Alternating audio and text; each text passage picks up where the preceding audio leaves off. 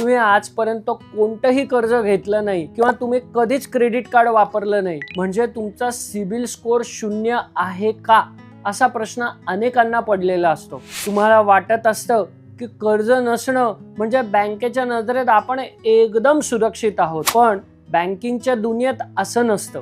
जर तुमचा कर्ज घेण्याचा कोणताही इतिहास नसेल तर तुमचा स्कोअर 0 नसतो, तर तो -1 किंवा NH म्हणजे नो हिस्ट्री असा असतो. याचा अर्थ असा की तुमचा स्कोअर वाईट आहे असं नाही, पण बँकेकडे तुमच्याबद्दल निर्णय घेण्यासाठी पुरेशी माहितीच नाही. बँकेच्या दृष्टीनं तुम्ही एक अनोळखी ग्राहक आहात. तुमचा पगार चांगला असू शकतो, नोकरी स्थिर असू शकते, पण तुम्ही कधी कर्जच घेतलं नसल्यामुळे तुम्ही ते वेळेवर फेडाल की नाही याचा कोणताही पुरावा बँकेकडे नसतो. म्हणूनच अचानक होम लोन मागायला गेल्यावर बँक तुम्हाला नकार देऊ शकते. पण यावर उपाय काय? भविष्यात अडचण येऊ नये म्हणून आजच आपली क्रेडिट प्रोफाईल तयार करायला सुरुवात करा. कसं करायचं?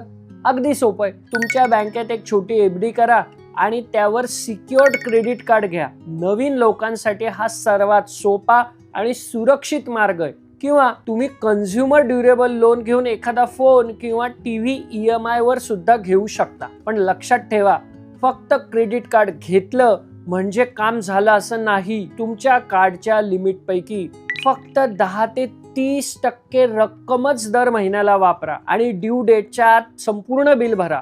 मिनिमम अमाऊंट ड्यू भरण्याच्या ट्रॅकमध्ये अजिबात अडकू नका.